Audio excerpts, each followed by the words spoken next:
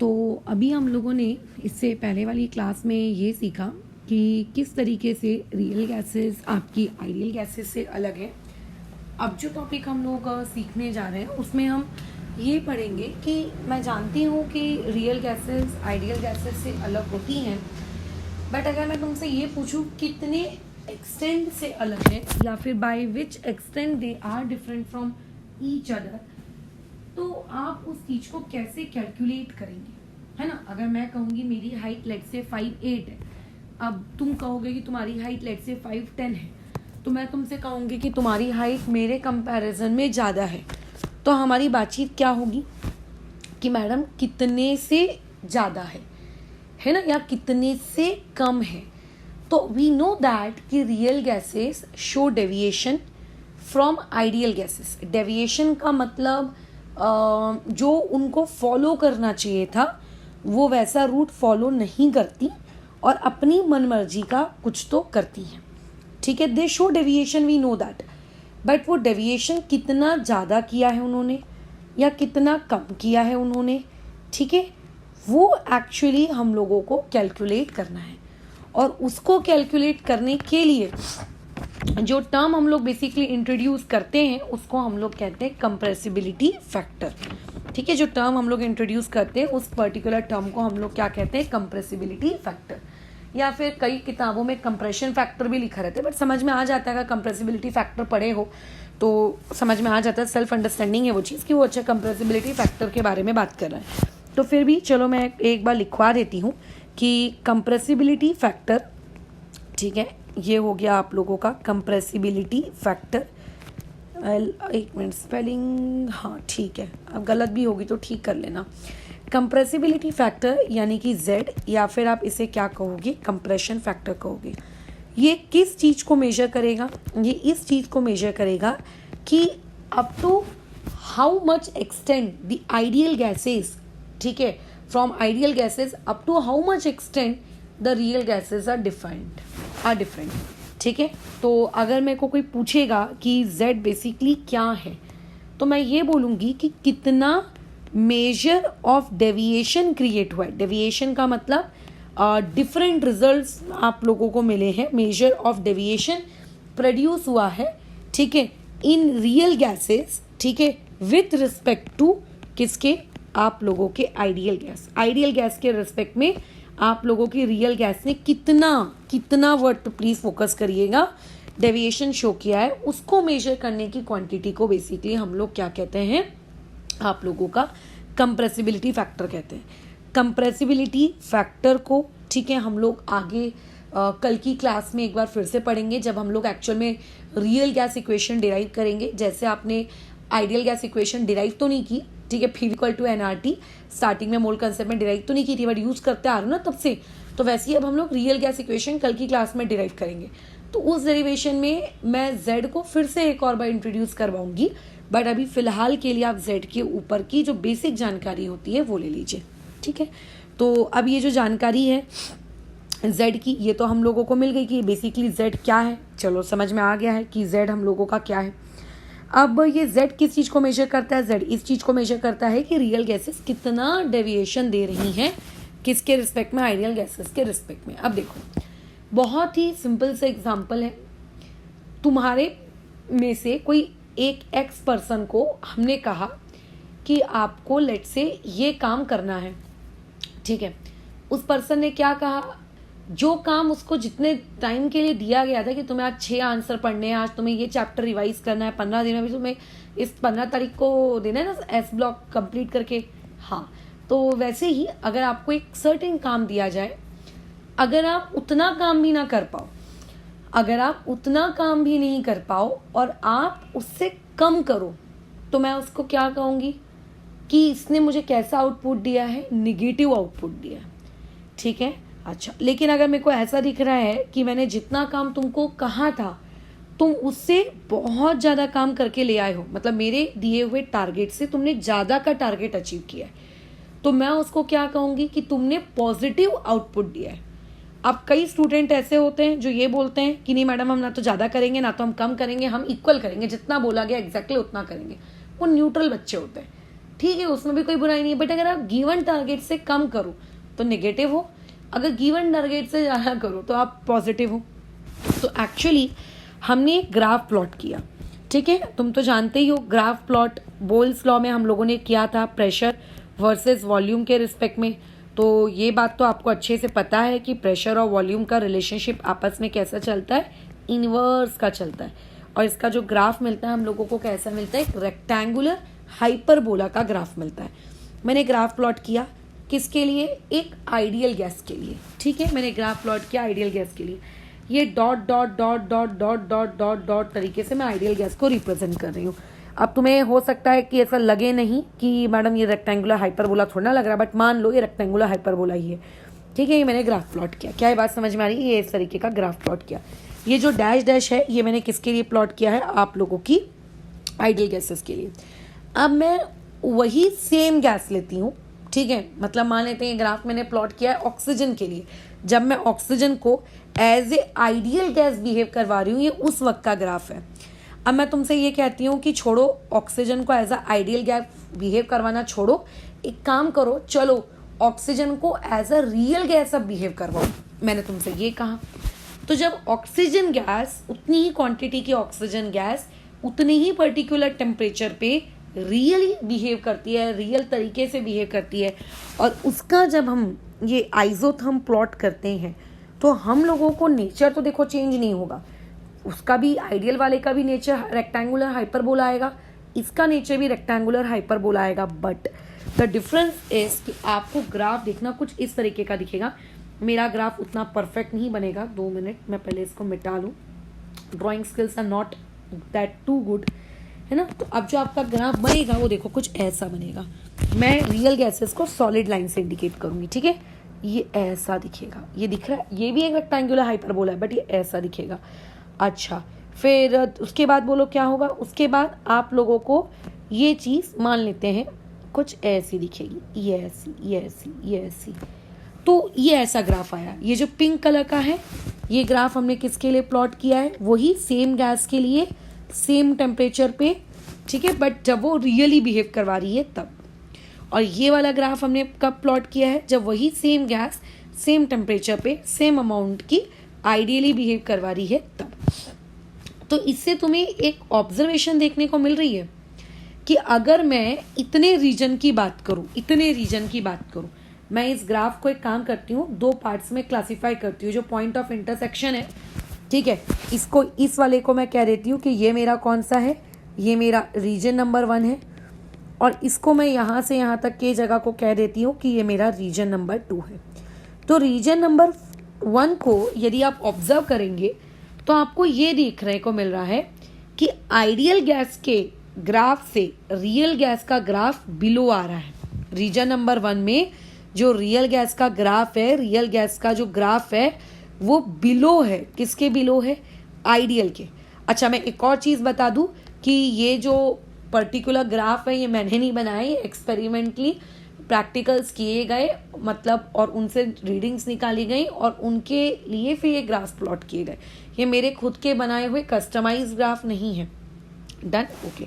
लेकिन अगर मैं रीजन नंबर 2 की बात करूँ तो देखो वो जो रियल गैस का जो ग्राफ है वो रीजन नंबर 2 में कहाँ आ चुका है, आइडियल गैस के अबोव आ चुका है।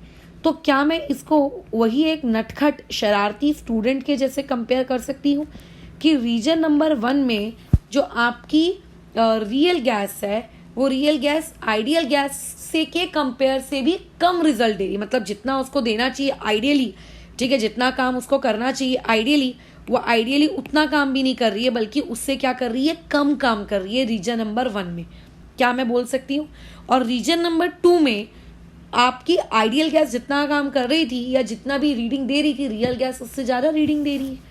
तो इट मीन्स दैट इस तरीके की सिचुएशन में हम ये कहते हैं कि रियल गैसेस डेविएशन शो कर रही है, और रीजन 2 वाली सिचुएशन को भी हम क्या कहते हैं कि रियल गैसेस डेविएशन शो कर रही है।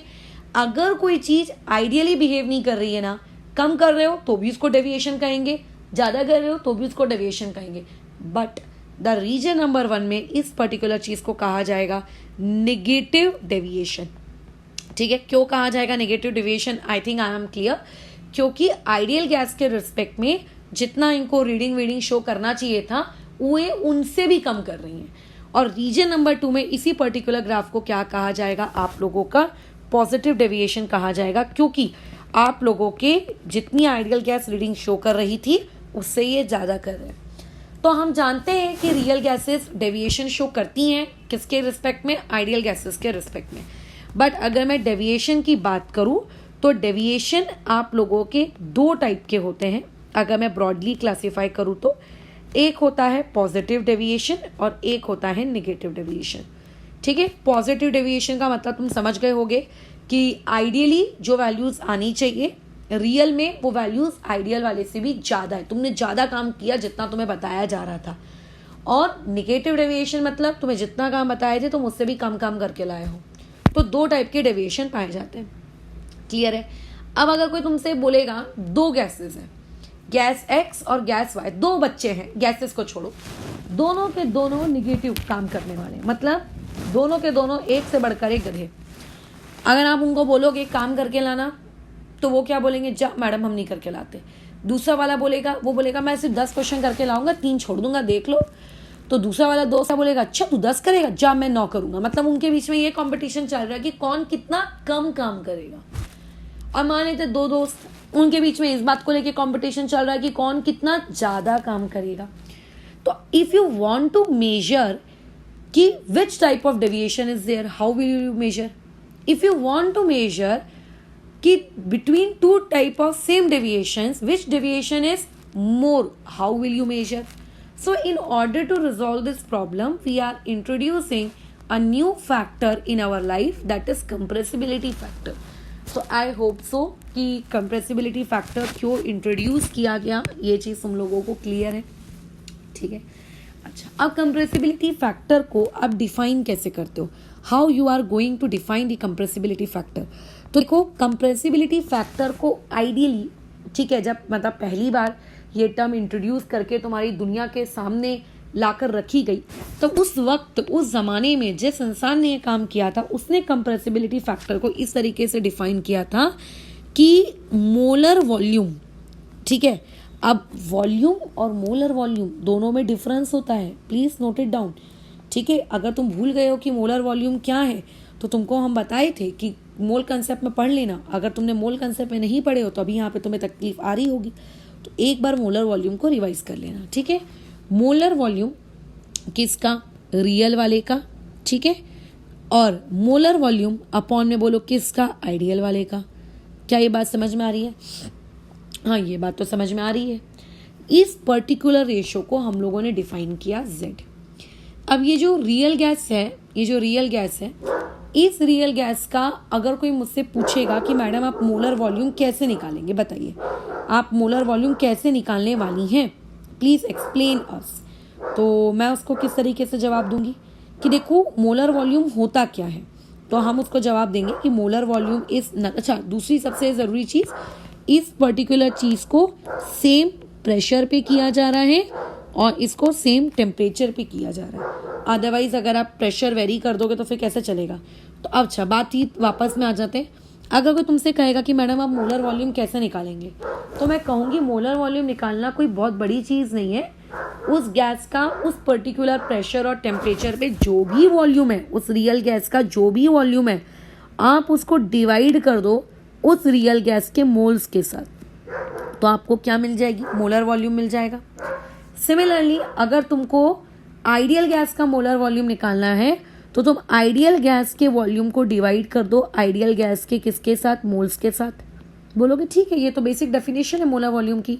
इससे हमने क्या सीखा, इससे हमने ये सीखा कि हम भले ही रियल गैस की इक्वेशन अभी तक तो नहीं जानते, बट हम कम से कम ये तो जानते हैं PV इक्वल टू NRT, है ना, हम PV इक्वल टू NRT जानते हैं। तो अगर तुम PV इक्वल टू NRT जानते हो तो उस particular PV equal to NRT से अगर मैं तुमसे पूछूं कि V अपॉन N क्या होता है, तो तुम नहीं बोलोगे RT डिवाइडेड बाय P होता है, RT डिवाइडेड बाय P होता है ना, RT डिवाइडेड बाय P होता है। तो इसका मतलब जो डिनोमिनेटर में V ideal upon N ideal है, वहाँ पे मैं R लिख सकती हूँ, T लिख सकती हूँ। अब R तो देखो एक कांस्टेंट है, वो तो आइडियल क्या और रियल क्या सबके लिए सेम रहेगा।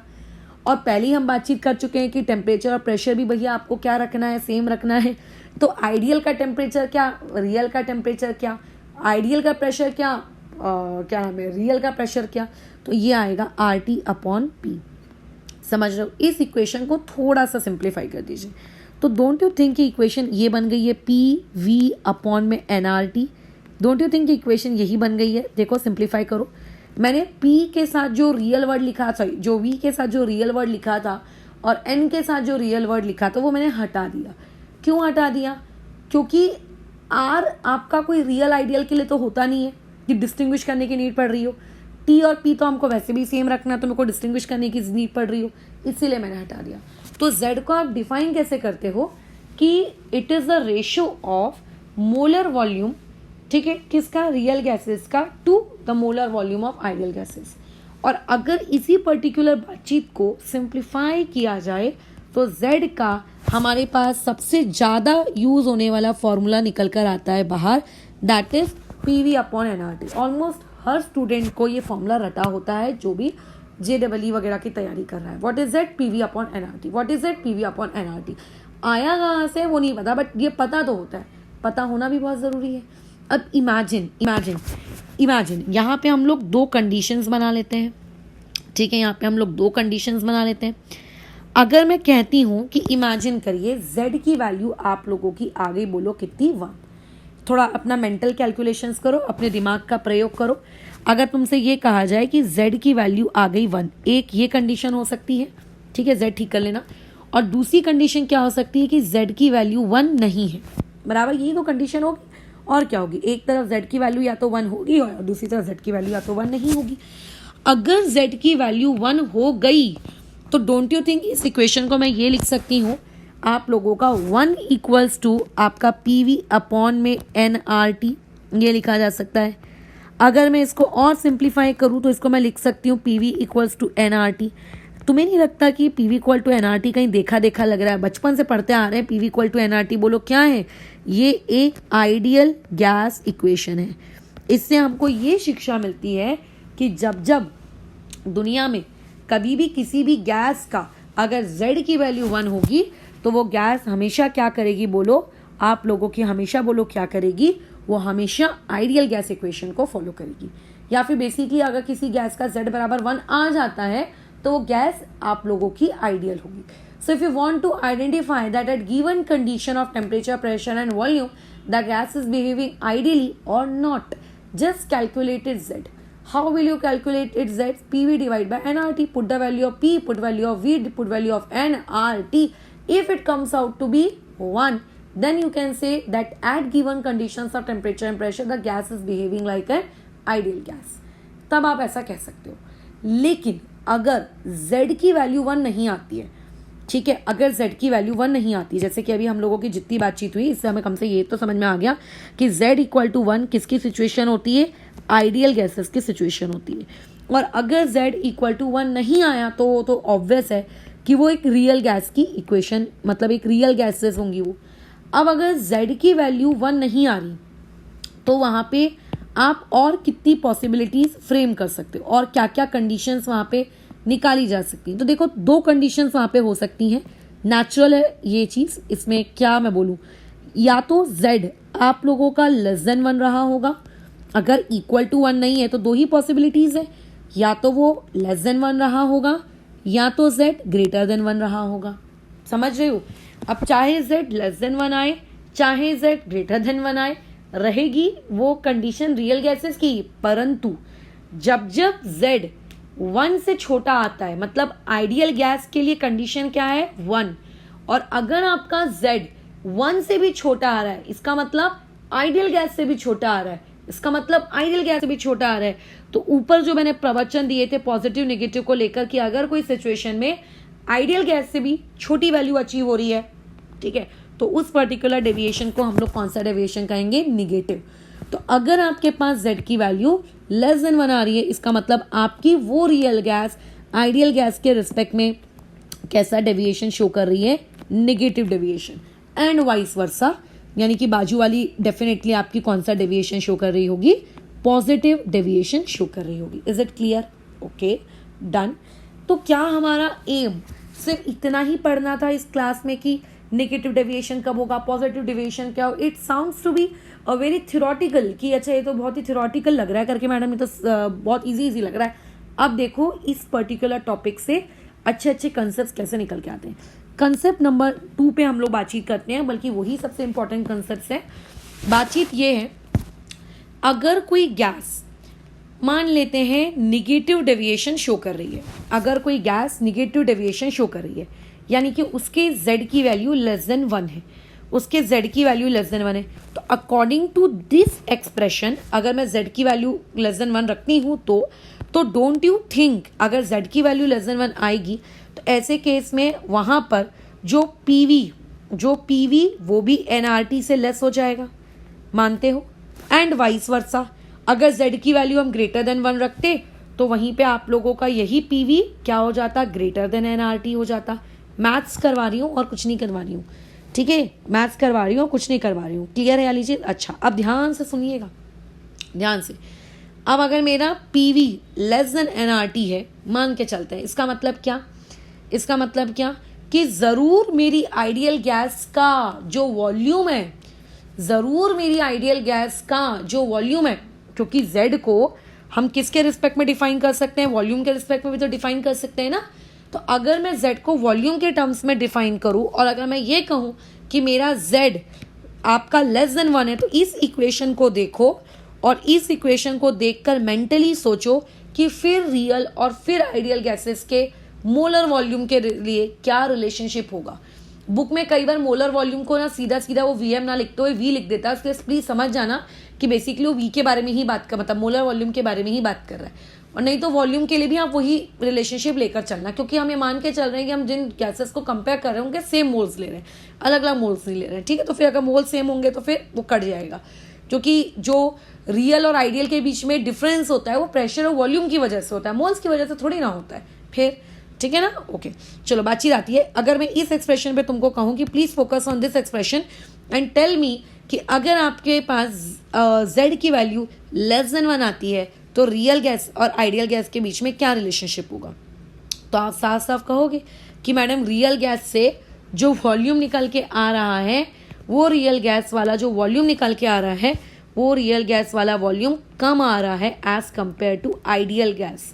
यानी कि अगर आइडियल गैस से उसी कंडीशन पर 5 लीटर आता, उस गैस का वॉल्यूम तो अभी 4 लीटर आ रहा होगा, ठीक है? वॉल्यूम कम आ रहा है एज कंपेयर टू आइडियल। तो निगेटिव डेविएशन में क्या होता है?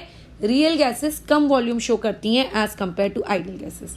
एंड एज वी नो कि वॉल्यूम और प्रेशर का आपस में कैसा रिलेशनशिप होता है? इनवर्स का। तो अगर रियल गैसेस में वॉल्यूम कम आ रहा है तो इसका मतलब जरूर रियल गैसेस में जो प्रेशर होगा वो प्रेशर बोलो कैसा होगा? ज़्यादा होगा, ठीक है? रियल गैसेस में जो प्रेशर होगा वो ज़्यादा होगा। समझ में आ रही? अगर प्रेशर ज़्यादा होगा, अगर प्रेशर ज़्यादा है, इसका साफ साफ कहने का मतलब ये है कि गैस 1 और गैस 2 के जो पार्टिकल्स हैं इनके बीच में कौन सा फोर्स लग रहा होगा? अट्रैक्टिव फोर्स, क्योंकि प्रेशर ज़्यादा है ना, इसके बीच में कौन सा फोर्स लग रहा होगा? Attractive force. So basically if I would summarise the negative deviation, so negative deviation is defined as point number 1 जब z की वैल्यू लेस देन 1 होती है, पॉइंट नंबर 2 एक ऐसी सिचुएशन जब आइडियल गैस से मिला हुआ वॉल्यूम कम हो जाता है, सॉरी ज़्यादा हो जाता है as compare to the volume of real gas, but pressure में ये चीज़ उल्टी होती है भैया, और वहाँ पे अट्रैक्टिव फोर्स क्या होते हैं? पार्टिकल्स के बीच में डोमिनेटिंग होते हैं, मतलब आप उनको इग्नोर, बहुत ज़्यादा डोमिनेटिंग होते हैं, मतलब strong force of attraction particle के बीच में होता है, ठीक है? वैसे तो रियल गैसेस में हम अकाउंट करके ही चलते हैं कि पार्टिकल्स के बीच में फोर्स ऑफ अट्रैक्शन है, बट बहुत ज़्यादा होता है निगेटिव डेविएशन के केस में। इतना ज़्यादा होता है कि वो वॉल्यूम को एक्सपैंड नहीं करने देते, ठीक है? और गैस को एक्सपैंड नहीं करने देते, इसलिए वॉल्यूम गैस का बेचारे का क्या हो जाता है? कम, ठीक है? समझ रहे हो? ओके। और इसी का अगर मैं उल्टा क्रिएट कर दूं तो बेसिकली ये क्या बन जाएगा? पॉजिटिव डेविएशन की केस। तो अगर आपको नेगेटिव डेविएशन समझ में आ गया तो आप इस सारी सिचुएशन को उल्टा कर दीजिए, तो आपके पास ये सारी सिचुएशन किसकी बन जाएंगी? पॉजिटिव डेविएशन की बन जाएंगी। और पॉजिटिव डेविएशन में अगर मैं बात करूं कि गैस नंबर 1 और गैस नंबर 2 के पार्टिकल्स के बीच में क्या हो रहा है, तो ये नहीं है कि गैस नंबर 1 और गैस नंबर 2 के पार्टिकल्स के बीच में सिर्फ और सिर्फ अट्रैक्टिव फोर्स होते हैं। ऑब्वियसली कोई भी दो पार्टिकल्स के बीच में अट्रैक्टिव फोर्स भी होते हैं, रिपल्सिव फोर्स भी होते हैं। बात सिर्फ इस बात की होती है कि कौन से फोर्सेस डोमिनेटिंग है, राइट। तो क्योंकि जब हम नेगेटिव डेविएशन की बात करते हैं तो वहां पे अट्रैक्टिव फोर्स डोमिनेटिंग होते हैं, तो जरूर यहाँ पे आपके कौन से वाले फोर्स डोमिनेटिंग होते होंगे, रिपल्सिव फोर्स आपके डोमिनेटिंग होते होंगे। क्लियर है वाली चीज, स्पेलिंग लिख लेना पूरी। और अगर मैं आइडियल गैस की बात करूं तो आइडियल गैस के लिए तो चाहे मतलब आइडियल के लिए तो फिर रियल और आइडियल तो भैया सेम ही हो गया। फिर वहां पे अट्रैक्टिव फोर्स और रिपल्सिव फोर्स ऐसा लाइक थिंग कुछ नहीं होती। वहां पे हम ये मान के चलते कि पार्टिकल्स के बीच में इंटरेक्शन ही नहीं है, काहे का अट्रैक्टिव काहे का रिपल्सिव। अच्छा, अब कई लोग इसको ऐसे भी समझते हैं कि madam equal equal attractive equal equal repulsive तो नेट हो गया जीरो। ठीक है, तुम्हारी इच्छा है, तुम्हें जैसा समझना है समझो, बट ऐसा नहीं है। रियलिटी ये है कि वहां पे कोई इंटरेक्शन ही नहीं होता। सो क्या अट्रैक्टिव और क्या रिपल्सिव, ठीक है। अब इससे रिलेटेड छोटे मोटे तुमको न्यूमेरिकल्स दिए जाएंगे। किस टाइप के न्यूमेरिकल्स दिए जाएंगे, एक मिनट, ठीक है। तो उस पर भी हम लोग बातचीत कर लेते हैं, लेकिन उसमें बातचीत, अच्छा अब ज़रूरी नहीं है कि आप लोगों को जो ये z की वैल्यू है हमेशा वॉल्यूम के रेशियो में बोली जाए। जैसे अभी मैंने क्या कहा, v मोलर मतलब मोलर वॉल्यूम रियल वाला divide by molar volume ideal वाला, अगर मैं कांस्टेंट प्रेशर और टेम्परेचर मेंटेन करती हूँ तो, राइट, यही कहा ना मैंने। लेकिन ऐसा नहीं है, आप उसको प्रेशर के टर्म्स में भी डिफाइन कर सकते हो, मतलब p रियल वाला p आइडियल वाला। लेकिन कौन से केस के लिए बोलो, जब हम लोग कांस्टेंट टेम्परेचर को या कांस्टेंट वॉल्यूम को मेंटेन कर रहे हैं। यानी कि z can also be defined as, अगर मैं इस बारे में बात करूं, can also be defined as आप लोगों का what, z equals to p real divided by p ideal. But ये उतना ज़्यादा यूज होता नहीं है, so please don't jump into it, ठीक है, ओके। अब हम लोग आगे मूव करते हैं। अब हमें बातचीत करनी है ग्राफिकल एनालिसिस की। ग्राफिकल एनालिसिस से हम लोग कुछ रिजल्ट्स ऑब्टेन करेंगे और उन रिजल्ट्स के बाद मैं एक या दो तुम्हें न्यूमेरिकल करा दूंगी कि किस तरीके से आप लोगों को इस पर्टिकुलर टॉपिक से क्वेश्चन पूछे जाएंगे। इससे कोई लंबा चौड़ा कैलकुलेशन बेस्ड क्वेश्चन नहीं क्रिएट होता है, यहाँ से बहुत ही लॉजिकल थ्योरेटिकल क्वेश्चन क्रिएट होते हैं कि आपने जो पढ़ा हुआ है बेसिकली उसी को स्टेटमेंट्स को उन्होंने एमसीक्यू फॉर्मेट में कन्वर्ट कर दिया। अब देखो इसकी ग्राफिकल एनालिसिस बड़ी ही मज़ेदार है, ठीक है। कैसी मज़ेदार है, एक ग्राफ प्लॉट किया जाता है, ठीक है, y एक्सिस पे रखा जाता है आपकी कंप्रेसिबिलिटी फैक्टर z को, और x एक्सिस पे फिलहाल अभी हम लोग रख रहे हैं आपके प्रेशर को, ठीक है। किसको रख रहे हैं, प्रेशर को। क्या ये बात समझ में आ रही है, अच्छा। और z एक्सिस पे हम लोग किसको रख रहे हैं, कंप्रेसिबिलिटी फैक्टर z को।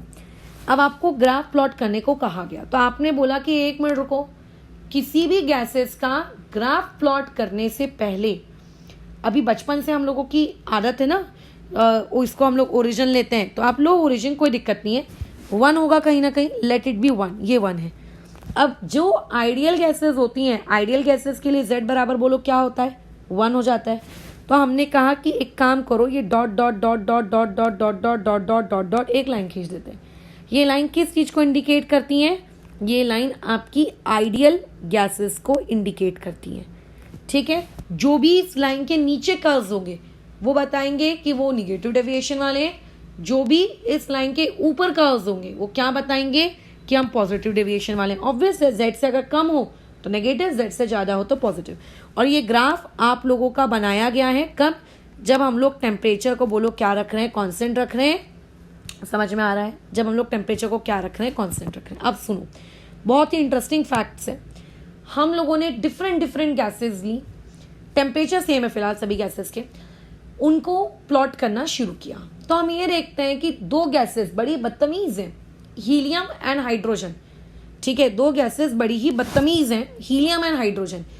उन लोगों के अगर कर्व मैंने प्लॉट किए तो भाई साहब उनके कर्व हमेशा अपर साइड होते हैं। मतलब आइडियल गैस का वो जो नेट लगा, जैसे हम लोग बैडमिंटन या लेट से कुछ गेम खेलते तो बीच में नेट लगाते हैं ना, तो नेट कैसा रहता है, डिसाइड करता है कि बीच की पोजीशन है वो, तो वैसे ही ये z इक्वल टू 1 का dot dot dot dot dot dot भी नेट है एक, ठीक है। अब जो दो बदतमीज गैसेस हैं, एक का नाम है हीलियम, एक का नाम है हाइड्रोजन, ये गैसेस हमेशा ऐसा एक स्ट्रेट लाइन कर्व देती हैं, बताओ, हमेशा ऊपर। मतलब चाहे आप कोई भी टेम्परेचर ले लो, मतलब टेम्परेचर तो फिलहाल फिक्स है, चाहे आप कोई भी प्रेशर ले लो, आप कम से कम प्रेशर ले लो, आप ज़्यादा से ज़्यादा प्रेशर ले लो, जैसे हम लोग बातचीत कैसे कर रहे थे कि कुछ गैसेस होती हैं जो आपका देखो पहले धीरे धीरे, जैसे हमने ऊपर ग्राफ बनाया था ना, इस ग्राफ में हमने क्या बोला था, रीजन नंबर 1 में वो निगेटिव थी, फिर रीजन नंबर 2 में वो पॉजिटिव हो गई। लेकिन ये जो महाशय है आपकी हाइड्रोजन और हीलियम, ये बोलती हैं धरती इधर की उधर हो जाए, हम लोग हमेशा बोलो कैसी रहेंगी, हम लोग हमेशा पॉजिटिव डेविएशन शो करेंगे। और इनके जो कर्व्स होते हैं ना आपको कुछ इस तरीके के मिलते हैं। इनमें मैं बता दूं हीलियम आपका नीचे होता है और हाइड्रोजन आपका थोड़ा ऊपर होता है। ये एक्सपेरिमेंटल फैक्ट से आपको याद रखने हैं। ये हमेशा ऑलवेज ऑलवेज मतलब ऑलवेज विदाउट एनी एक्सेप्शन, चाहे आप कोई भी प्रेशर लो, इन दोनों गैसेस के लिए हमेशा Z की वैल्यू ग्रेटर देन 1 आती है। और ये लोग हमेशा कौन सा डेविएशन शो करती हैं, पॉजिटिव डेविएशन शो करती हैं। तो इस ग्राफ से जो सबसे पहला पॉइंट हम लोगों ने निकाला कंसेप्चुअली, वो ये निकाला कि हमारी जो हाइड्रोजन गैस है और जो हम लोगों की हीलियम गैस है, ये हम लोगों को क्या देती हैं, ऑलवेज शोज पॉजिटिव डेविएशन। अब अगर ये पॉजिटिव डेविएशन दे रही हैं तो जो जो नियम हमने अभी अभी ऊपर पॉजिटिव डेविएशंस के लिए पढ़े थे वही सारे नियम यहाँ पे वैलिड होंगे, ठीक है। यानी कि दैट इज इन लोगों का Z बराबर हमेशा क्या होगा, ग्रेटर देन 1। बट अगर मैं अब जितनी भी अदर गैसेज है, अगर उन अदर गैसेज के रिस्पेक्ट में बातचीत करूँ तो जितनी भी अदर गैसेज है like ammonia, like CO2, like O2, like methane, like oxygen, nitrogen, fluorine, कोई भी गैसेज एक्सेप्ट दीज 2, ठीक है, वो सारी की सारी गैसेस आप लोगों का पॉजिटिव डेविएशन भी देती हैं और नेगेटिव डेविएशन भी देती हैं। उनके जो कर्व्स होते हैं देखो किस तरीके से रहते हैं। जैसे अगर मैं नाइट्रोजन का कर्व बनाऊं तो नाइट्रोजन का कर्व आपको कुछ मिलता है इस तरीके का। अच्छा यार ये थोड़ा ज़्यादा फैंसी हो गया, ठीक है। आप लोगों को इसका कर्व मिलता है ऐसे, ठीक है। अगर मैं ऑक्सीजन का बनाऊं तो ऑक्सीजन का कर्व उससे थोड़ा सा स्लाइटली मतलब डिप होता है, ये होता है। ये किसका कर्व, नाइट्रोजन का, और ये कर्व हो गया ऑक्सीजन का। और भी ऐसे अदर गैसेस का बनाया जा सकता है, बट फिलहाल आप 2 ही कर्व याद रखो क्योंकि आपको कर्व बनाने को कभी नहीं आएगा, ठीक है। बट जो अदर गैसेस होती हैं, अदर गैसेस में आपको नेगेटिव डेविएशन भी मिलता है और आपको पॉजिटिव डेविएशन भी मिलता है। आप चेक करिए, अगर आप चेक करिए, आप देखिए इस रीजन को देखिए, इतने जगह पर आपको क्या दिख रहा है कि ये कर्व Z = 1 के नीचे है। इसका मतलब वो नाइट्रोजन गैसेस सर्टेन प्रेशर की वैल्यूज तक वो नेगेटिव डेविएशन दे रही है और फिर उनका कर्व इस Z = 1 के ऊपर चला गया। मतलब सर्टेन प्रेशर की वैल्यूज के बियॉन्ड उन लोगों का जो कर्व है वो अबोव Z = 1 है। और अगर वो अबोव Z = 1 है इसका मतलब वो पॉजिटिव डेविएशन दे रही हैं। तो इसमें अगर मैं रूल्स बनाऊं तो मैं रूल्स कुछ इस तरीके से बना सकती हूँ। For other gases they show positive as well as negative deviation. वो पॉजिटिव डेविएशन भी आप लोगों को देती हैं, ठीक है, और साथ ही साथ में वो आप लोगों को क्या देती हैं, नेगेटिव डेविएशन भी देती हैं। क्या ये बात क्लियर हो रही है? ठीक है, ये 2 रूल्स तो मैंने यहाँ पे फिलहाल बना लिए। क्या यहाँ तक क्लियर है? ओके। अब इससे कुछ मतलब नियम वियम कुछ बना सकते हो कि नहीं बना सकते हो? तो हाँ, इससे कुछ नियम वगैरह तो हम लोग ड्रॉ कर सकते हैं। वो नियम यहाँ पे क्या है तो अब कुछ लोगों का जो शैतानी खोपड़ी वाला दिमाग होता है वो पता नहीं क्यों ऐसा उनको लगता है कि मैडम जो गैस जितनी भारी रहेगी वो उतना ज़्यादा डिप क्रिएट करेगी। डिप देखो इसको कहते हैं, इसको कहते हैं डिप। डिप मतलब कितना नीचे जा सकती है। इस कर्व को देखकर वो ऐसा सोचते हैं कि देखिए नाइट्रोजन ऑक्सीजन की अपेक्षा हल्की होती है तो वो ऊपर है उसका मतलब कर्व, और ऑक्सीजन थोड़ी भारी होती है तो देखिए मैडम वो कितनी नीचे है। तो ऐसे में अगर मैं उनको CO2 देती हूँ या मैं उनको कोई दूसरी गैस देती हूँ तो वो और नीचे नीचे बनाते हैं। बट ये ऐसा कोई लॉजिक नहीं। अगर आपको ऐसा पढ़ाया नहीं जा रहा है तो इस तरीके का कोई भी बकवास लॉजिक आपको बनाने का भी नहीं है, ठीक है, आपको बनाना भी नहीं है ऐसा कोई भी बकवास लॉजिक। क्योंकि अगर मैं इनसे हल्की गैसेस की बात करूँ, ऑक्सीजन का मॉलिक्यूलर मास कितना होता है 32। अगर मैं बात करूँ CH4 की, मीथेन की, तो तुम्हें पता है मीथेन का ग्राफ कैसा बनता है? मीथेन का ग्राफ आप लोगों के ऑक्सीजन से भी बॉटम का डिप देता। अरे यार कैसा बन गया ये कर्व को। आपका मीथेन का जो ग्राफ है वो एकदम बॉटम का मतलब मान के चलो डिप देता है वो एकदम मीथेन का कर्व। मीथेन तो हल्की होती है फिर ऑक्सीजन से। तो इस कर्व के डिप का उसके मॉलिक्यूलर मास के साथ किसी भी प्रकार का कोई भी रिश्ता नाता तुम नहीं जोड़ोगे, ठीक है। ये बात पहले अपने दिमाग में डाल लेना। होता होगा कोई ना कोई मॉलिक्यूलर मास का और उनका रिलेशनशिप, बट राइट नाउ हम लोगों को उनके बीच का कोई भी रिलेशनशिप हमको बनाने का नहीं है, ठीक है, हमें कुछ भी नहीं बनाना है। अच्छा, इस ग्राफ से एक तीसरी एनालिसिस है जो कि बड़ी जोरदार है, आपको वो एनालिसिस याद रखनी है। देखो एक्चुअली ये आपका डिप है, ये N2 का डिप है, ये O2 का डिप है और ये CH4 का डिप है। यानी कि इससे ये समझ में आ रहा है कि वो जो आपकी लाइन है, वो जो आपकी लाइन है आइडियल गैस वाली, जो आपकी वो लाइन है, इस लाइन से वो डिप इतने इतने इतने इतने इतने इतने दूर है। तो एक एक्चुअली ऑब्जर्वेशन की गई, वो ये देखते हैं कि जितना ज़्यादा आपका डिप, मतलब क्या मैं बोलूँ, हाँ ऐसे ही बोलना चाहिए, ग्रेटर इज़ द डिप, ठीक है, जितना ज़्यादा आप लोगों का डिप होता है, ग्रेटर इज़ द डिप, जितना डिप नीचे नीचे नीचे नीचे नीचे नीचे जाता जाएगा, मोर इज़ द डेविएशन, वो गैस उतना ज़्यादा क्या करेगी, डेविएशन शो करेगी। मतलब अगर डिप नीचे जा रहा है, इसका मतलब Z की वैल्यू डिक्रीज हो रही है ना। अगर मान लेते हैं कोई मुझसे पूछेगा इसके लिए Z की वैल्यू क्या है, तो मैं कहूँगी लेट से 0.8 है। कोई मुझसे पूछेगा इसके लिए Z की वैल्यू क्या है, मैं कहूँगी लेट से 0.6 है। कोई कहेगा इसके लिए मेरी Z की वैल्यू क्या है, मैं कहूँगी 0.2 है। तो इससे ये समझ में आ रहा है कि जो चीज़ जितना नीचे डिप कर रही है, इसका मतलब वो आप लोगों की उतनी इसकी Z की वैल्यू 1 से क्या होती जा रही है, छोटी होती जा रही है। और जितनी Z की वैल्यू छोटी होती जाएगी विथ रिस्पेक्ट टू 1, आप मान के चलिएगा उस गैस की जो डेविएशन है, वो डेविएशन उतना ही क्या होगा, इंक्रीज होगा। ठीक है, उतना ही डेविएशन क्या होगा, इंक्रीज होगा, अगर वो 1 से जितना दूर जाती हो वैल्यू। सिमिलरली अगर मान लेते हैं कोई ग्राफ Z के ऊपर है, जैसे अभी मैंने यहाँ पे हाइड्रोजन और हीलियम का बनाया था, तो यहाँ पे कोई डिप तो आपको देखने को नहीं मिल रहा है, बट अगर मैं इसके रिस्पेक्ट में बात करूँ तो देखो ये ग्राफ आपको कैसा दिख रहा है, इसकी हीलियम की कुछ ना कुछ एक सर्टेन वैल्यू होगी, इसकी Z की एक सर्टेन वैल्यू होगी, हाइड्रोजन के Z की एक सर्टेन वैल्यू होगी, लेकिन हाइड्रोजन की जो भी Z की वैल्यू होगी वो हीलियम के Z की वैल्यू से तो ज़्यादा ही होगी, क्योंकि वो ऊपर की तरफ है, वो कर्व है ना, वो कर्व ऊपर की, अब भैया वो कर्व स्ट्रेट लाइन है, उसमें उसका क्या कसूर। तो जो कर्व जितना ऊपर होगा उसकी Z की वैल्यू भी उतनी ही ऊपर होगी, जो कर्व जितना ऊपर होगा उसकी Z की वैल्यू भी उतनी ज़्यादा होगी। तो अगर मान लेते हैं Z की वैल्यू आपकी ज़्यादा है किसके रिस्पेक्ट में, 1 के रिस्पेक्ट में, तो जितनी ज़्यादा Z की वैल्यू आ रही है, ठीक है, 1 के रिस्पेक्ट में, उस गैस के अंदर डेविएशन भी क्या है, उतना ज़्यादा है। यानी कि Z की वैल्यू जितनी कम आए तो डेविएशन ज़्यादा, Z की वैल्यू जितनी ज़्यादा आए तो डेविएशन ज़्यादा। अब जैसे इस पर्टिकुलर टॉपिक से क्वेश्चन क्रिएट कर दिया जाएगा कि आपके पास एक गैस X है और आपके पास एक गैस Y है।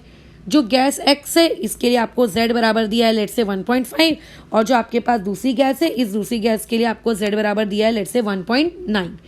और आपको पूछा गया कि बता भाई इन दोनों में से आप किस गैस का, मतलब कौन सी गैस ज़्यादा डेविएशन शो करती है, सबसे ज़्यादा डेविएशन यहाँ पे कौन सी गैस शो करती है। तो आप ये देखो कि कौन सी गैस Z से ज़्यादा दूर है, तो ये वाली ज़्यादा दूर है, बराबर इसकी वैल्यू ज़्यादा दूर है 1 से। तो अगर इसकी वैल्यू ज़्यादा दूर है तो इट मीन्स दैट इसका डेविएशन मोर है, यानी कि इस पर्टिकुलर टॉपिक का आंसर क्या है, Y। तो इस तरीके से अलग अलग Z की आपको बेसिकली वैल्यूज दे दी जाती हैं और आपको पूछा जाता है कि कौन ज़्यादा डेविएटेड है और कौन कम। जैसे एक Z की वैल्यू दे दी 0.3 और एक की वैल्यू दे दी 0.4, और आपको पूछ लेगा कौन सी क्या ज़्यादा डेविएटेड है। तो जो 1 से जितनी दूर होगी, मतलब जितना नीचे होगी वो वैल्यू, वो जितनी दूर होगी, तो अभी बताओ ज़्यादा दूर कौन है, 0.3 की 0.4 Z से, 1 से कौन ज़्यादा दूर है, 1 से ज़्यादा दूर होता है 0.3।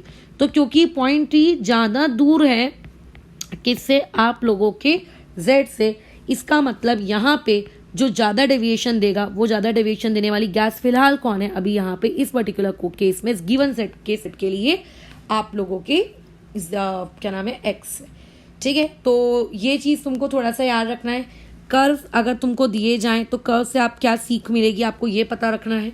हाइड्रोजन हीलियम हमेशा ऊपर होंगे और हीलियम नीचे होगा एज कम्पेयर टू हाइड्रोजन, ये चीज़ थोड़ी सी ना तुमको याद रखनी पड़ेगी। अब ये कर्व जिस इंसान ने प्लॉट किए, जिस इंसान ने निकाला, हम वो नहीं है, तो हमको ये डेटास कैसे हैं अपने छोटे से ब्रेन के अंदर हमको क्या रखने हैं, स्टोर रखने हैं। ठीक है, अच्छा, इवन तुम लोग अभी आगे जब ये पढ़ोगे कि हम गैसेस को कंप्रेस करके उनको लिक्विफाई कर सकते हैं, ठीक है, गैसेस को हम कंप्रेस करके लिक्विफाई कर सकते हैं, तो मैं तुम्हें एक बहुत ही इंटरेस्टिंग सा फैक्ट बताती हूँ कि जो आपकी हीलियम गैस होती है ना, बहुत ही डिफिकल्ट होती है, उसको कंप्रेस करना आसान नहीं होता, बहुत जिद्दी है, बहुत जिद्दी दाग होते हैं उसके, वो कंप्रेस नहीं होती। तो एक्चुअली में Z की वैल्यू जितनी कम होगी, ठीक है, Z की वैल्यू जितनी कम होगी, तो हमने क्या पढ़ा है कि Z की वैल्यू जितनी कम होती है उसके लिए अट्रैक्टिव फोर्स डोमिनेट होता है, मतलब वो चाहती है कि मेरे को कोई अट्रैक्ट करे, मतलब उसकी इच्छा होती है कि आओ मुझे दबाओ, मुझे और अट्रैक्ट करो।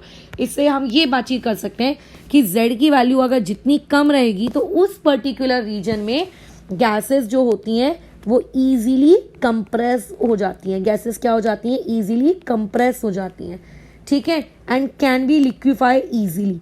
तो आपको क्या किया जा सकता है, कल को ऐसा भी क्वेश्चन क्रिएट करके दिया जा सकता है कि 2-3 Z की वैल्यूज दे दी और क्वेश्चन में बोला गया कि इन गैसेस को अरेंज करिए आप उनके ईज ऑफ लिक्विफिकेशन के बेसिस पर।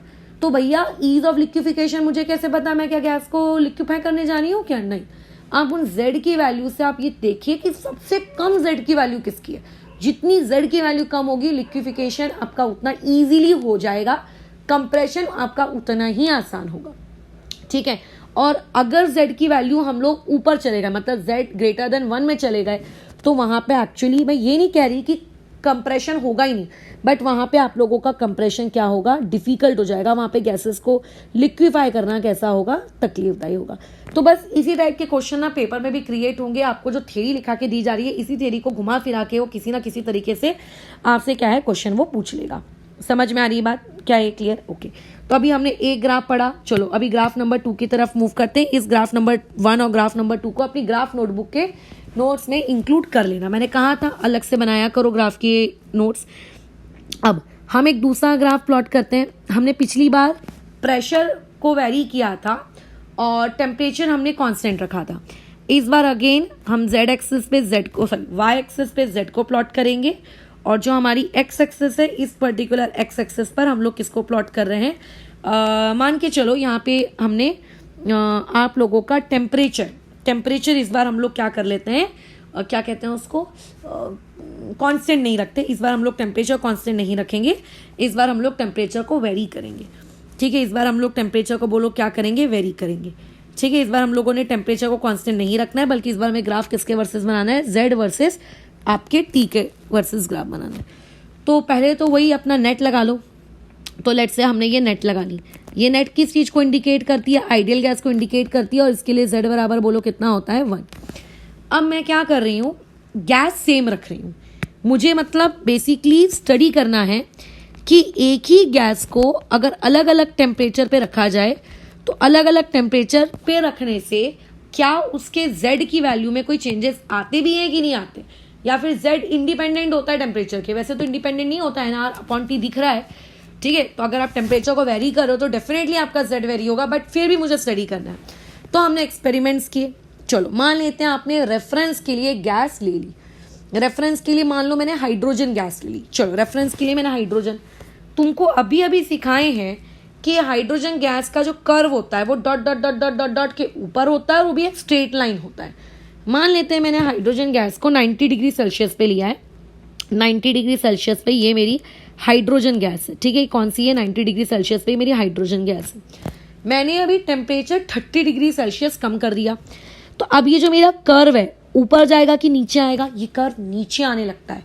ध्यान रखना, ये कर्व कैसे आने लगता है, नीचे आने लगता है। मैंने और 30 डिग्री सेल्सियस को कम कर दिया, ये कर्व और नीचे आने लगेगा। यानी कि जैसे जैसे आप टेम्परेचर डिक्रीज कर रहे हो, ठीक है, अगर जैसे जैसे आप टेम्परेचर डिक्रीज कर रहे हो, आपने ये ऑब्जर्व किया कि टेम्परेचर डिक्रीज करने से आपका जो कर्व है, कौन सा वाला कर्व, पॉजिटिव डेविएशन वाला, क्योंकि हाइड्रोजन सिर्फ पॉजिटिव डेविएशन देती है। हाँ, तो मैं सिर्फ हाइड्रोजन के लिए बता रही हूँ फिलहाल ये चीज। तो कर्व वो पॉजिटिव डेविएशन वाला, वो भी क्या आने लगा, वो भी नीचे आने लगा। नीचे यानी कि आप लोगों के Z इक्वल टू 1 को बेसिकली वो अप्रोच करने लगा, ठीक है, बराबर। अच्छा, अब एक बार यही सेम ऑब्जर्वेशन हम करते हैं, लेकिन उन गैसेस के लिए करते हैं जो पॉजिटिव डेविएशन भी देती थी और जो साथ साथ में आप लोगों का निगेटिव डेविएशन भी देती थी। अभी तो मैंने ऊपर में से हाइड्रोजन को लिया ना, जो आप लोगों की सिर्फ और सिर्फ क्या देती है, पॉजिटिव डेविएशन देती है, ठीक है। ये लो, हमने प्लॉट कर रहे हैं, ये dot dot dot dot dot dot dot dot dot dot, ये मैंने मेरा नेट लगा दिया। ये हो गया Z बराबर बोलो कितना, 1। अब आपको मैंने 3 कर्व दिए, ठीक है, मैंने आपको 3 कर्व दिए। लेट से एक मेरा ये येलो कर्व, ये नीचे से डिप खाते हुए ये पहुंचा ऊपर, ठीक है। मान लो इसका टेम्परेचर T1। फिर अभी ये नाइट्रोजन गैस के लिए लेट से किया जा रहा है, ये नाइट्रोजन गैस के लिए किया जा रहा है। इसका टेम्परेचर T1 छोड़ो, इसको एक काम करते हैं, हम डेटा के साथ काम करते हैं ताकि तुम्हें दिमाग में चीज़ें याद रहें। मान लो इसका टेम्परेचर है फिलहाल 10 डिग्री सेल्सियस। फिर तुमने कहा कि मैडम अपन टेम्परेचर इंक्रीज करते हैं, 10 के बदले तुमने बोला कि चलो टेम्परेचर आप 30 करो। तो जैसे ही तुम टेम्परेचर 30 करोगे ना, इसका जो ये डिप होगा, ये डिप बोलो क्या होने लगेगा, कम होने लगेगा। इसका ये डिप कम होने लगेगा और ये गैस आपकी अब ये कौन से टेम्परेचर पे है, 30। तुम मुझे बोलोगे 50 पे करो, तो 50 पे इसका डिप और कम हो जाएगा, ये डिप और कम हो जाएगा, 50 पे ये डिप और कम हो जाएगा। इससे मतलब हमें क्या शिक्षा मिलती है, जैसे जैसे आप टेम्परेचर को इंक्रीज कर रहे हो, आपका डिप क्या हो रहा है, डिक्रीज कर रहा है। डिप डिक्रीज कर रहा है, यानी कि देखो इसके लिए z की वैल्यू क्या थी, इसके लिए z की वैल्यू अलग थी और इसके लिए z की वैल्यू क्या है। समझ में आ रही है बात, डिप डिक्रीज कर रहा है। ठीक है, डिप क्या कर रहा है, डिक्रीज कर रहा है, मतलब धीरे धीरे आपका जो कर्व है वो ऊपर, वो z इक्वल टू 1 के पास जा रहा है, वो z इक्वल टू 1 के पास जा रहा है। ये उन लोगों के लिए जो पॉजिटिव और नेगेटिव डेविएशन दोनों देती हैं। ठीक है, जो पॉजिटिव और नेगेटिव डेविएशन दोनों देती हैं। ठीक है, अच्छा, और ऊपर जब हमने एक ऐसी गैस को स्टडी किया था जो सिर्फ पॉजिटिव डेविएशन देती थी, उसके लिए भी कर्व धीरे धीरे नीचे आ रहा था, यानी कि z इक्वल टू 1 के पास आ रहा था। तो इससे हमें ये समझ में आता है कि जब जब आप टेम्परेचर इंक्रीज करोगे, कंक्लूजन लिखना पड़ेगा ना कुछ हम लोगों को कि हमें क्या शिक्षा मिलती है। तो इससे हम लोग ये कंक्लूजन लिख सकते हैं कि जब जब आप टेम्परेचर इंक्रीज करोगे, कर्व जो है वो z इक्वल टू 1 के पास आने लगता है, उसको अप्रोच करने लगता है। ठीक है, उसके पास आने लगता है। क्या ये बात समझ में आ रही है, उसके पास आने लगता है। ठीक है, वो उसके पास आने लगता है, उसके पास। अब इमेजिन करो, it is a game of imagination. आप इमेजिन करिए, मैंने आपसे कहा टेम्परेचर बराबर 100 डिग्री सेल्सियस, टेम्परेचर बराबर 70 डिग्री सेल्सियस और मान लो टेम्परेचर बराबर 40 डिग्री सेल्सियस। अब ये गैस पॉजिटिव डेविएशन दे रही है कि दोनों दे रही है, वो भूल जाओ, क्योंकि चाहे कोई भी डेरिवेशन दे रही हो, अप्रोच तो वो z इक्वल टू 1 वाले को ही कर रही है ना। ठीक है, तो ऐसे में अगर मैं तुमसे कहूंगी कि 100 डिग्री सेल्सियस पे उसके z की वैल्यू है a, b और c, तो आपसे क्वेश्चन पूछा जाएगा कि what is the relationship between a, b, c। अब तुम बोलोगे ये तो आपने पढ़ाया ही नहीं। तो बिल्कुल, ये सारी चीज़ें आपको कोई पढ़ाएगा थोड़ी ना, एक एक चीज लिखवा के थोड़ी ना दी जाएगी, कुछ चीज़ें आपको लॉजिकली भी सोचनी पड़ेंगी। सबसे पहले तो ऑप्शन नंबर 3 को आप रूल आउट कर दीजिए। टेम्परेचर अगर चेंज होता है तो z की वैल्यू देखो चेंज होती है, वो फिक्स नहीं रह सकती। ठीक है, वो वेरी करती है। अब क्या रिलेशनशिप होगा, ध्यान से सुनना। टेम्परेचर क्या करने से, इंक्रीज करने से ग्राफ धीरे धीरे z इक्वल टू 1 के पास जाता है, धीरे धीरे z इक्वल टू 1 के पास जाता है। ठीक है, क्या होता है, धीरे धीरे वो z इक्वल टू 1 के पास जाता है। तो इमेजिन करते हैं मैं 100 डिग्री सेल्सियस पर हूँ, मेरा कर्व जहाँ पे भी था उसके लिए z की वैल्यू कितनी है, a। अगर मैं टेम्परेचर 40 डिग्री सेल्सियस पे हूँ, उसके लिए z की वैल्यू कितनी है आपकी, c। अगर मैं टेम्परेचर इंक्रीज करके 70 पे ले जाऊं, तो तुम तो जानते हो ये डिप आपको कैसा मिलेगा। ये डिप आपको पहले ये वाला 40 का डिप आपका कैसा है, 40 का डिप आपका है ये मान लो ये कितने का डिप है, ये 40 डिग्री सेल्सियस का डिप है और इसकी वैल्यू बोलो कितनी है, c है। अगर आप टेम्परेचर इंक्रीज करोगे तो ये डिप ऊपर जाएगा, यानी कि 70 वाला डिप 40 वाले के डिप से ऊपर आएगा, यानी कि b की वैल्यू ये रहेगी और आपकी a वाली वैल्यू यहाँ कहीं आ रही होगी। अगर मैं इसको 1 कहूँ और इसको अगर मैं 0 कहूँ तो तुम्हें a b c के बीच में क्या रिलेशनशिप दिखता है, बताओ। ठीक है, क्या ये बात क्लियर है। तो इस तरीके की चीज़ें कोई सिखाएगा नहीं, अगर आपको पढ़ा दे रहे हैं उसमें कर्व्स अगर इन्वॉल्व हैं तो कर्व्स में कैसा है, थोड़ी बहुत बुद्धि हमको खुद को भी लगानी पड़ती है, सामने वाले पे आप कंप्लीटली डिपेंडेंट नहीं रह सकते। अच्छा, जैसे एक और क्वेश्चन है, ये तो बल्कि बहुत ही फेमस क्वेश्चन है, तो मैं ऐसे ही बता दे रही हूँ तुम लोगों को गेम के वास्ते। ठीक है, जैसे कि आपका z इक्वल टू 1 पे है, आपको इस तरीके से 3 कर्व्स दिए हुए हैं। ठीक है, ये दिया है टेम्परेचर T1, ये दिया है T2, ये दिया है T3। आपको टेम्परेचर T1, T2, T3 के बीच में रिलेशनशिप पूछा है क्वेश्चन। अब रिलेशनशिप बताइए आप किसके बीच में, T1, T2 एंड T3 के बीच में। तो इसमें हम कंफ्यूज हो जाते हैं यार, बिना टेम्परेचर के हम कैसे रिलेशनशिप बताएं। अभी अभी तो सिखाए हैं कि जितना ज़्यादा टेम्परेचर होगा डिप उतना कम होता जाएगा, वो उतना ही Z=1 को अप्रोच करेगा। यानी कि साफ साफ एक स्टूडेंट यहाँ से आंसर दे सकता है कि मैडम ये रिलेशनशिप इसका है, ये इसका क्या है, करेक्ट आंसर है। ठीक है, तो ये सारी बातचीत थी किसको लेकर, आपके Z=1 को लेकर। ठीक है, कि Z=1 को लेकर, आपके Z यानी कि कंप्रेसिबिलिटी फैक्टर को लेकर। तो इसमें हमने सारी बातचीत तो देखो फिलहाल ख़त्म कर ली है। अभी एक बात बस हमेशा याद रखना कि आपको इस पर्टिकुलर चैप्टर से जो सवाल है वो एक्सट्रीमली इजी मिलेंगे, एक्सट्रीमली इजी। उसमें बस आपको अपना छोटा सा जो ब्रेन है वो मल्टी डायरेक्शन में कैसा रखना है, ओपन रखना है। जैसे अगर मैं एक और क्वेश्चन की बात करूं तो ये क्वेश्चन मेरे को एग्जैक्टली तो याद नहीं है, फ्रेम कर लेते हैं क्वेश्चन। आपको एक गैस दिया हुआ है, एक गैस X आपको दी हुई है।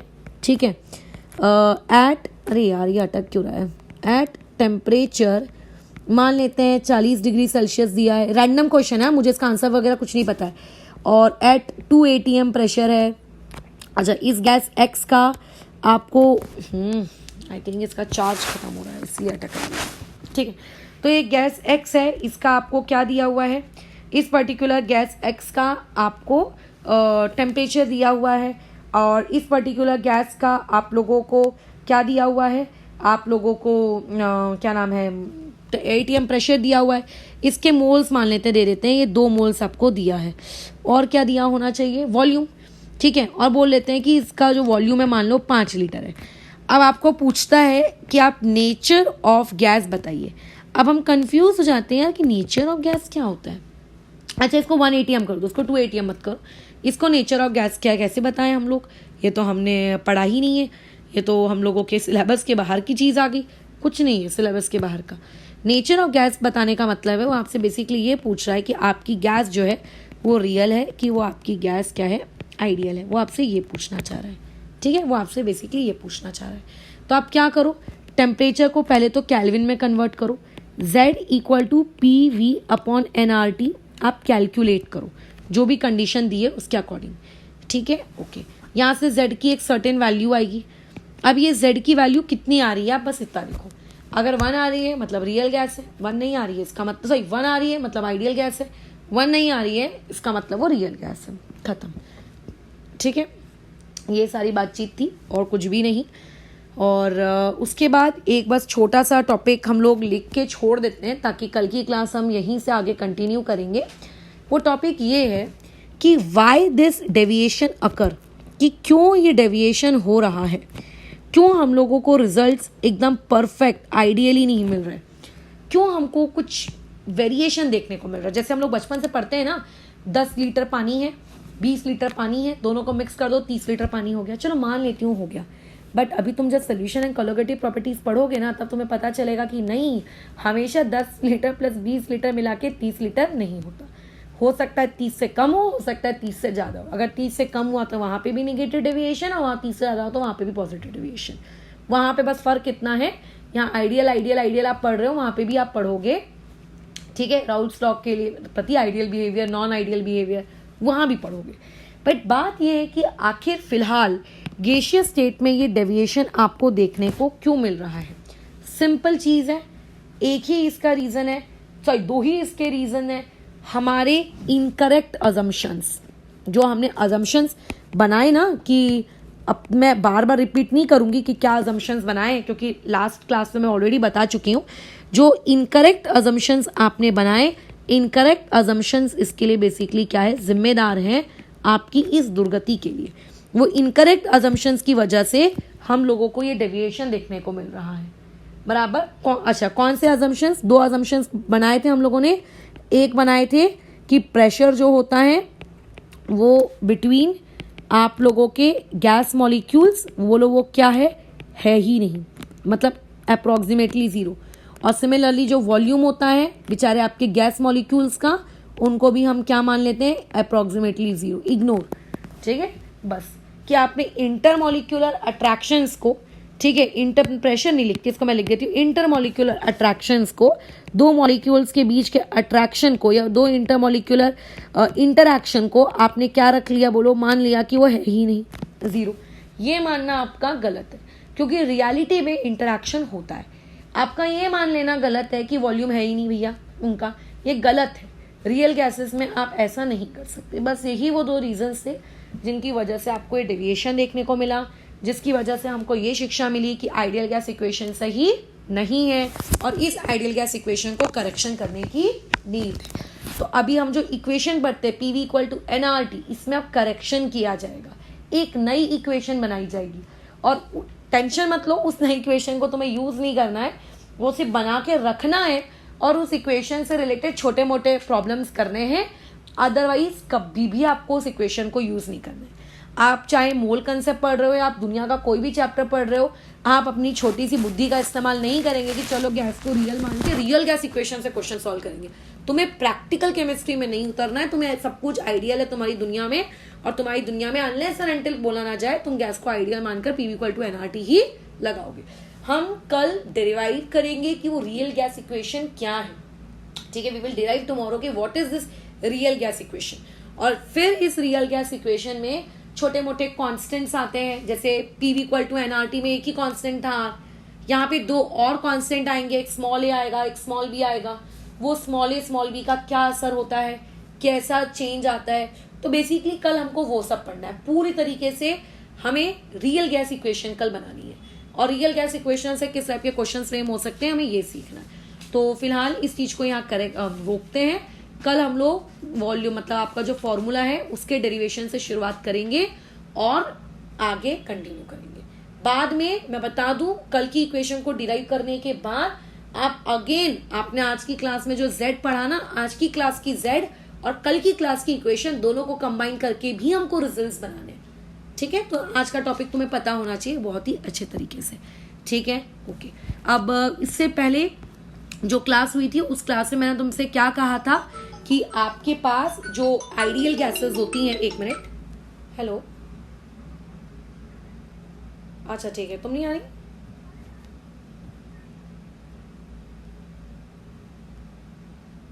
अच्छा ठीक है, ठीक है, ठीक है,